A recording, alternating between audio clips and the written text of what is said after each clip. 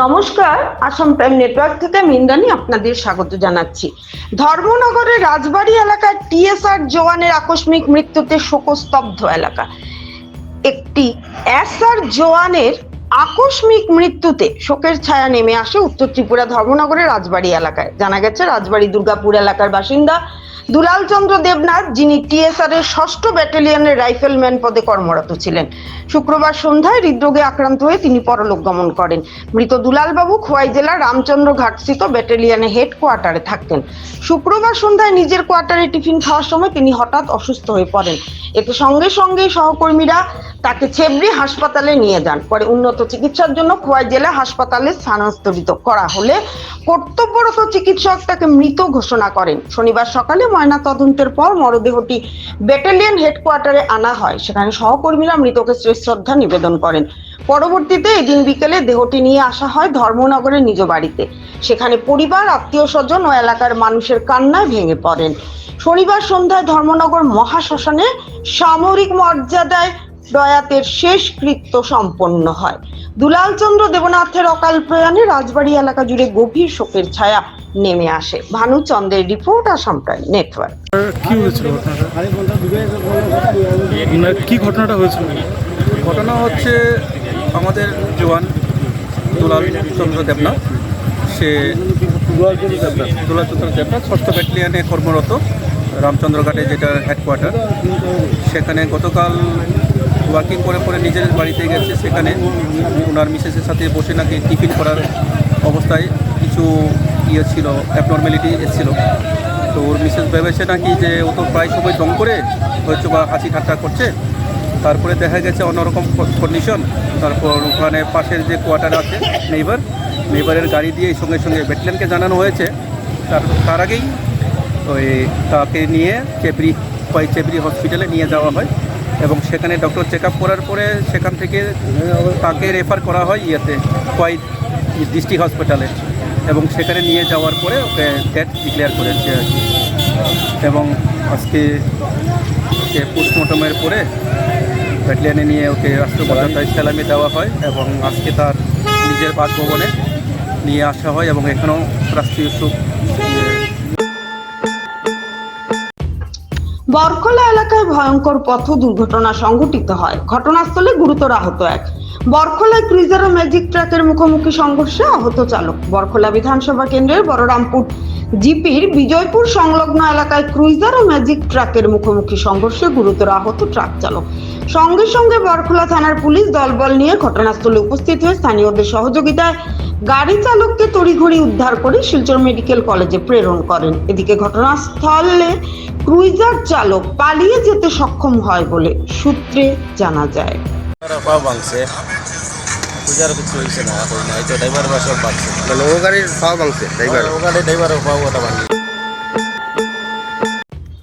নমস্কার, Assam prime network থেকে আমি ইন্দ্রাণী আপনাদের স্বাগত জানাচ্ছি।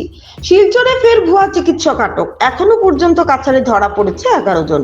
কাছাড় জেলায় ফের এক ভুয়া চিকিৎসককে আটক করেছে পুলিশ। সূত্রে জানা গেছে এ নিয়ে জেলায় মোট 11 জন ভুয়া চিকিৎসককে গ্রেপ্তার করা হয়েছে। গোপন সূত্রের ভিত্তিতে কাছাড় পুলিশ শনিবার শিলচরের অম্বিকাপট্টি এলাকায় অভিযান চালিয়ে বিপুল চন্দ্র নাথ নামে এক ভুয়া চিকিৎসককে আটক করে তার কাছ থেকে একাধিক ভুয়া নথি ও কাগজপত্র উদ্ধার করা হয়েছে। পুলিশ সূত্রে জানা যায় বিপুল চন্দ্র নাথ দীর্ঘদিন ধরে ভুয়া এমবিবিএস ডিগ্রি ব্যবহার করে সাধারণ মানুষের সঙ্গে প্রতারণা করে আসছিলেন। অবশেষে পুলিশ তাকে আটক করে আদালতে প্রেরণ করেছে। কাছাড় পুলিশ জানিয়েছে জেলা জুড়ে ভুয়া চিকিৎসকের বিরুদ্ধে অভিযান অব্যাহত থাকবে। জিলাখনত বিভিন্ন অঞ্চলত ভুৱা চিকিৎসকে কৰি থকা ভুৱা চিকিৎসা আৰু তাৰ ফলত সাধাৰণ ৰাইজক আৰ্থিকভাৱে হাৰাশাস্তি কৰা এনেকুৱা আমাৰ ওচৰত অহা অভিযোগৰ ভিত্তিত আমি এটা বিশেষ অভিযান চলাইছিলোঁ আৰু সেই অভিযানটো চলিছিলে শিলচৰ চহৰৰ অম্বিকাপট্টি অঞ্চলত আৰু তাত এটা ক্লিনিক আছিল। ক্লিনিকটোৰ নাম হেল্ডি ইউনিক লাইফ ক্লিনিক। সেই ক্লিনিকৰ অন্তৰ্গত আমি অভিযান চলাওঁ আৰু অভিযান চলোৱাৰ কাজত তেওঁ এজন ভুৱা চিকিৎসক, তেওঁৰ নাম বিপুল চন্দ্ৰ নাথ আৰু তেওঁ নিজকে ডক্টৰ BC নাথ বুলি তাত এটা চেম্বাৰ বহুদিনৰ পৰা তেওঁ চলাই আছিলে আৰু তেওঁ হৈছে এজন অতি মানে সাধাৰণ ব্যক্তি আৰু তেওঁ মাত্ৰ মেট্ৰিক পাছ কৰিছে, যে তেওঁ কোনো ধৰণৰ আনুষ্ঠানিক শিক্ষা আৰু অৰ্হতা নোহোৱাকৈ তেওঁ এই ধৰণৰ এটা ভুৱা চিকিৎসাৰ এটা ৰেকেট তেওঁ বহুত দিনৰ পৰা চলাই আছিলে, আৰু যাৰ যোগেদি তেওঁ সাধাৰণ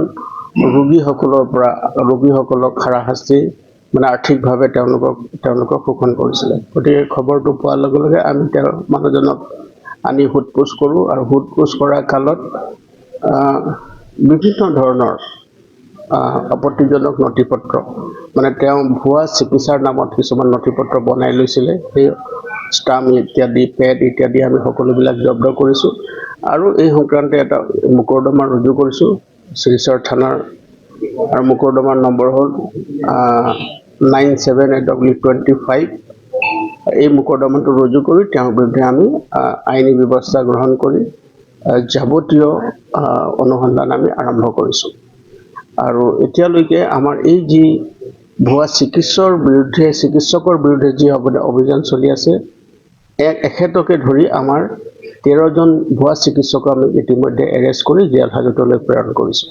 আৰু এনেকুৱা ভুৱা চিকিৎসকে দি বিভিন্ন অঞ্চলত কিছুমান গাঁৱলীয়া এৰিয়াও হয় আৰু কিছুমান ছেমি আৰ্বান এৰিয়াতো তেওঁলোকে ভুৱা চিকিৎসা চলাই আছিল।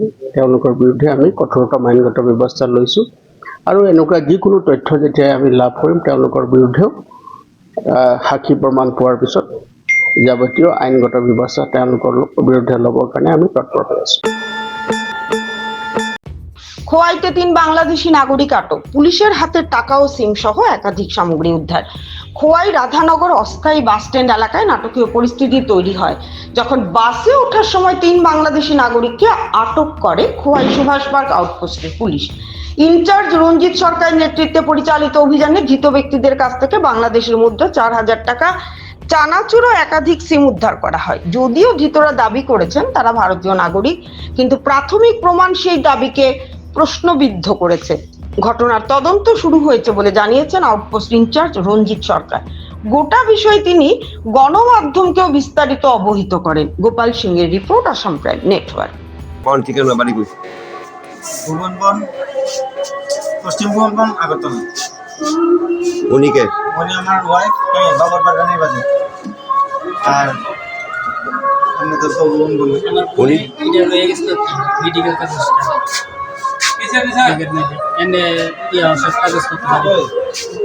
তিনজন বাংলাদেশি যে ধরেছেন ওনারা বলছে ওনারা ইন্ডিয়ান, এই ব্যাপারে আপনার মতামত কি?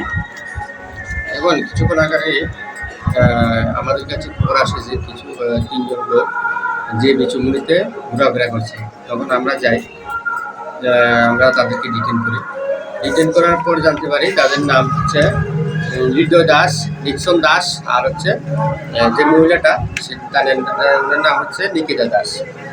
তো হৃদয় দাসের কাছে আমরা 4000 টাকা বাংলাদেশি টাকা এবং কিছু বাংলাদেশি প্রোডাক্ট আমরা পেয়েছি, খাওয়ার জিনিস। আর নিক্সন দাস আর নিকিতা দাস বলছে ওরা নাকি ইন্ডিয়ান। তো আমরা ওদের ডকুমেন্টসগুলি দেখছি এবং সেগুলি কতটুকু অথেন্টিক সেগুলি আমরা দেখছি। যদি ইন্ডিয়ান হয় তাহলে তো ছেড়ে দেওয়া হবে, আমরা দেখছি। ধন্যবাদ। নমস্কার, আসাম প্রাইম নেটওয়ার্ক থেকে আমি ইন্দ্রাণী আপনাদের স্বাগত জানাচ্ছি। তারাপুরে জুয়ার আসরের সংবাদ প্রচারের পর সাংবাদিককে খুনের হুমকি, থানায় মামলা। শিলচরের তারাপুর 1 নম্বর গেট রেল ক্রসিং এলাকায় জুয়ার আসরের খবর প্রচার করার পর সাংবাদিক তাপস রঞ্জন নাথকে 3 যুবক খুনের হুমকি দিয়েছেন। এই ঘটনায় তিনি শিলচর সদর থানায় 3 অভিযুক্তের বিরুদ্ধে এফআইআর দায়ের করেছেন। রবিবার দুপুরে শিলচর প্রেস ক্লাবের যুগ্ম সচিব গৌতম তালুকদারের নেতৃত্বে তাপস রঞ্জন নাথ, গুলশান খান, ইউসুফ আলী, রাজু চৌধুরী, জাকির লস্কর, বিশ্বজিৎ আচার্য, শুভম ভট্টাচার্য ও দিলু দাস থানায় উপস্থিত হয়ে এফআইআর দায়ের করেন। এফআইআর এ উল্লেখ করা হয়েছে, গত শনিবার রাতে তারাপুরের বাসিন্দা রাজা দেবনাথ ও জগদীশ বর্মন তাকে প্রাণনাশের হুমকি দেন। তারা অকথ্য ভাষায় গালিগালাজ করে বলেন, যেখানে পাবো সেখানেই খুন করব। একই রাতে তারাপুর গিরিশ রোডের বাসিন্দা লিটন চক্রবর্তী মোবাইলে হুমকি দিয়ে বলেন, জুয়ার আসর বন্ধ হওয়ায় যেসব টাকা ক্ষতি হয়েছে কালী পূজার পরে তাকে তা দিতে হবে, না হলে বিপদে পড়বেন। উল্লেখ্য, গত 17 অক্টোবর শুক্রবার রাতে সংবাদ চ্যানেলে তারাপুর 1 নম্বর রেলগেট ক্রসিং এলাকায় নিয়মিত জুয়া খেলার খবর সম্প্রচার করা হয়। সংবাদটি প্রকাশের পর রাতেই পুলিশ সুপার নুমাল মাহাত্তার নেতৃত্বে পুলিশ অভিযানে গিয়ে জুয়ার আসর বন্ধ করে। সাংবাদিক তাপস রঞ্জন নাথ পুলিশের কাছে অভিযুক্তদের বিরুদ্ধে যথাযথ ব্যবস্থা নেওয়ার অনুরোধ জানিয়েছেন।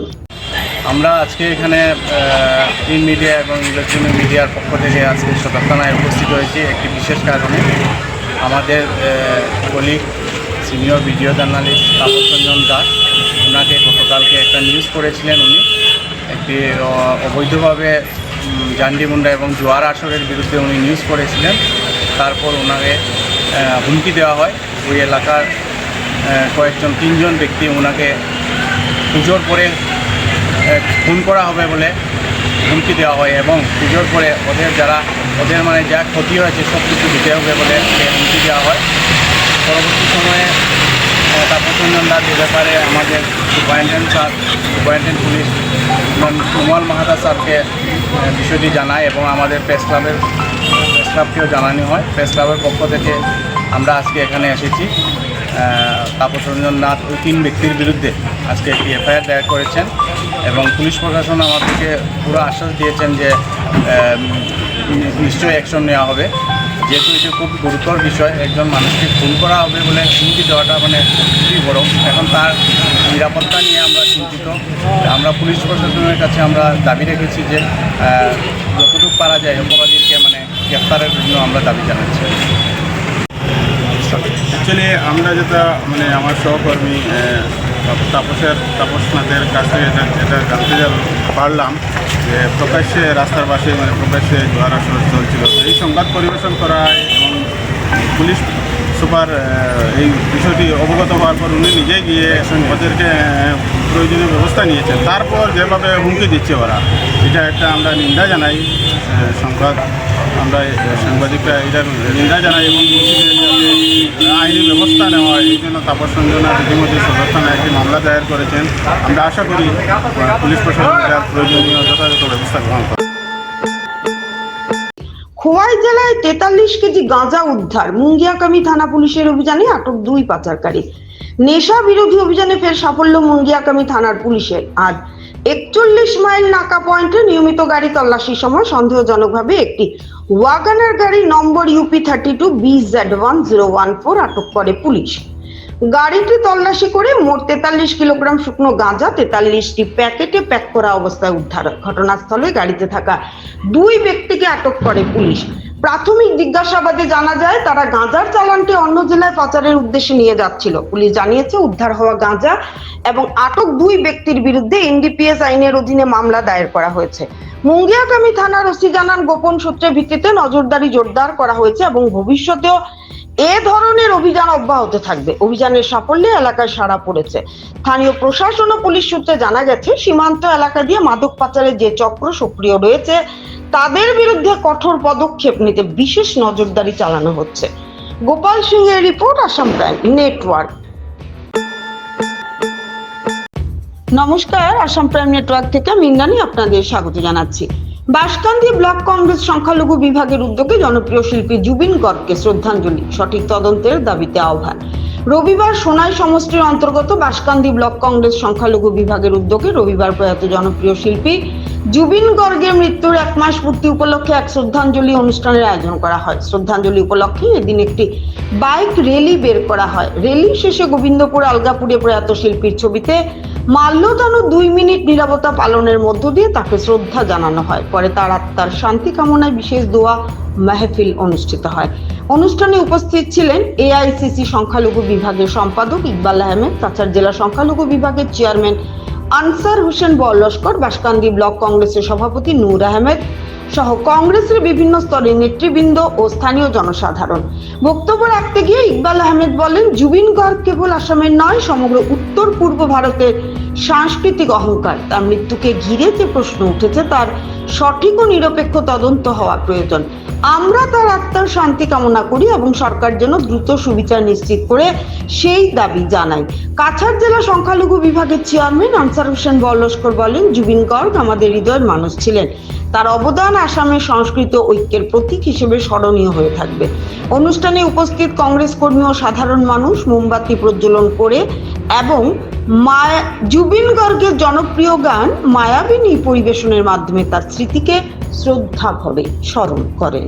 मतलब प्रोग्राम हुआ है, क्या प्रोग्राम हुआ है और क्या क्या डिमांड है?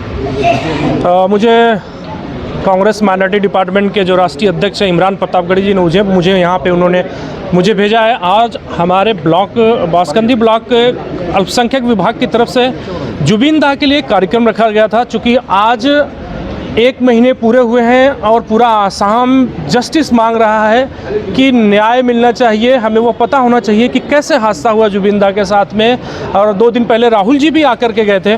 आज पूरे आसाम में कांग्रेस पार्टी प्रोग्राम ऑर्गेनाइज करके जुबिन दा को याद कर रही है और डिमांड कर रही है कि जस्टिस मिलना चाहिए। एक ही नारा, वी वांट जस्टिस, जुबिन दा को इंसाफ मिले। इसी ताल्लुक से आज ये यहाँ पे प्रोग्राम रखा गया है। तमाम नौजवान साथियों ने एक बाइक रैली करके एक पूरे शहर के अंदर से आते हुए यही आवाज़ उठा रहे थे कि जुबिन दा को इंसाफ मिलना चाहिए, वी वांट जस्टिस, जुबिन दा को इंसाफ मिले। और यहाँ पर तमाम लोग, जो हज़ारों लोग यहाँ पर जमा हैं, हमारे ज़िला के अध्यक्ष अंसार हुसैन साहब, इनकी पूरी टीम, और आज पूरा आसाम यही मांग कर रहा है जो हम मांग कर रहे हैं कि जुबिन दा को इंसाफ मिलना चाहिए। पता चलना चाहिए उनके परिवार को कि आखिर कैसे क्या हुआ था, और जो अपराधी हैं उनको सज़ा मिलनी चाहिए। আমরা বাঁশকান্দি ব্লক কংগ্রেস সংখ্যালঘু বিভাগের ব্যবস্থাপনায় আমরা প্রয়াত জুবিন গার্গের জন্য বাঁশকান্দি আমরা বিশেষ করে প্রথমে আমরা একটা বাইক র্যালির মাধ্যমে জুবিন গার্গকে আমরা শ্রদ্ধাঞ্জলি জানিয়েছি এবং বিশেষ করে আমরা বাঁশকান্দি গোবিন্দপুরে এসে আমাদের বাইক র্যালি সমাপ্তি করেছি, করে এখানে জুবিনদার জন্য আমরা শ্রদ্ধাঞ্জলি দিয়েছি এবং বিশেষ করে 2 মিনিট নীরবতা পালন করেছি এবং আমরা আমাদের এখানে একজন মৌলবী দোয়া দিয়েছেন জুবিন গার্গ যাতে স্বর্গবাস করেন, সেটার জন্য বিশ্ব শান্তি আমরা কামনাও করেছি। এবং আমাদের মধ্যে উপস্থিত আছেন আমাদের এআইসিসি মাইনরিটি ডিপার্টমেন্টের সেক্রেটারি ইকবাল আহমেদ সাহেব। নমস্কার, আসাম প্রাইম নেটওয়ার্ক থেকে আমি ইন্দ্রাণী আপনাদের স্বাগত জানাচ্ছি। বরাক ভ্যালি পাটনি পরিষদে কেন্দ্রীয় কমিটির 10ম ত্রৈবার্ষিক সম্মেলন অনুষ্ঠিত হবে ডিসেম্বর মাসে। 3 দিন ব্যাপী এই সম্মেলনের সূচনা হবে 25শে ডিসেম্বর রবিবার শিলচর শহরে এনসি লস্কর সরণিতে আম্বেদকর ভবন প্রেক্ষাগৃহে পরিষদের সাধারণ সভায় এই বিষয়ে বিশদ আলোচনা করেই এই সিদ্ধান্ত গৃহীত হয়। সভায় সম্মেলনের দিনক্ষণ চূড়ান্ত হলেও সম্মেলন কোথায় হবে তা এখনো চূড়ান্ত হয়নি। পরিষদের পরবর্তী সভায় এই বিষয়ে আলোচনা করেই সম্মেলন স্থল চূড়ান্ত করা হবে বলে সিদ্ধান্ত নেওয়া হয়। সম্মেলনকে সুন্দর ও সাফল্যমণ্ডিত করে তুলতে এদিনের সভায় আরো একগুচ্ছ সিদ্ধান্ত গৃহীত হয়। এর মধ্যে উল্লেখযোগ্য, নভেম্বর মাসে পরিষদের সবকটি আঞ্চলিক কমিটি পুনর্গঠন, আঞ্চলিক কমিটিগুলোকে কেন্দ্রীয় কমিটির অনুমোদন সম্মেলনের সপ্তাহ দিন আগেই এই প্রক্রিয়া সম্পন্ন করতে হবে। এছাড়াও পরিষদের নতুন কেন্দ্রীয় কমিটি গঠন না হওয়া পর্যন্ত দায়িত্ব পালন করবে বর্তমান কমিটি, এই সিদ্ধান্ত গৃহীত হয় সভায়। ত্রৈবার্ষিক সম্মেলনকে সফল করে আঞ্চলিক কমিটিগুলোর সার্বিক সহযোগিতা কামনা করা হয়। বরাক ভ্যালি পাটনি পরিষদের সহ সভাপতি নিহার রঞ্জন দাসের পৌরোহিত্যে অনুষ্ঠিত এই সভায় সাংগঠনিক বিভিন্ন বিষয়ে বিস্তৃত আলোচনা করা হয়। আগামী দিনে সংগঠনকে তৃণমূল স্তর থেকে আরো শক্তিশালী করে তোলার বিষয়ে বিশেষ জোর দেন প্রত্যেক বক্তাই। বিশেষ করে আঞ্চলিক কমিটি এবং কেন্দ্রীয় কমিটির মধ্যে সমন্বয়ের উপর অধিক গুরুত্ব আরোপ করা হয়। বর্তমান কেন্দ্রীয় কমিটির কাজকর্ম নিয়েও আত্মমন্থন করা হয়। এছাড়াও রাজ্যে বিধানসভা নির্বাচনকে সামনে রেখে বরাক উপত্যকার একাধিক আসনে পাটনি সম্প্রদায় থেকে প্রার্থিত্ব প্রদানের জন্য শাসক বিরোধী প্রতিটি রাজনৈতিক দলের কাছে দাবি জানানোর বিষয়েও আলোচনা হয়। সভায় অন্যান্যদের মধ্যে বক্তব্য পেশ পরিষদের বরিষ্ঠ নেতা নলিনী মোহন দাস, কেন্দ্রীয় সভাপতি অমলেন্দু দাস, প্রাক্তন সভাপতি তথা উপদেষ্টা ধীরেন্দ্র চন্দ্র দাস, প্রাক্তন সাধারণ সম্পাদক অরুণ কুমার দাস, সহ সভাপতি রঞ্জিত কুমার দাস, উপদেষ্টা নন্দিত কুমার দাস, বিশ্বজিৎ দাস, নির্ঝর দাস সহ অনেকে। শুরুতে বিগত সভার কার্য বিবরণী পাঠ করেন কেন্দ্রীয় সাধারণ সম্পাদক মহিতোষ দাস এবং তার সভায় গৃহীত হয়। অন্যান্যদের মধ্যে ছিলেন কেন্দ্রীয় কমিটির সহ সভাপতি শীতাংশু কুমার দাস, কর্মকর্তা দীপক দাস, মোহনলাল দাস, ব্রজেন্দ্র দাস, অমল লস্কর প্রমুখ। এদিন সভায় কিংবদন্তি কণ্ঠশিল্পী জুবিন গার্গের প্রতি শ্রদ্ধাঞ্জলি অর্পণ করেন পরিষদের কর্মকর্তারা। এর আগে বি.আর. আম্বেদকরের প্রতিকৃতিতে শ্রদ্ধার্ঘ্য অর্পণ এবং প্রদীপ প্রজ্বলনের মাধ্যমে আজকের সভার সূচনা হয়। সভার শেষ লগ্নে পরিষদের বরিষ্ঠ নেতা শিক্ষাবিদ অমল কান্তি দাসের বিদেহী আত্মার শান্তি কামনায় 2 মিনিট নীরবতা পালন করা হয়।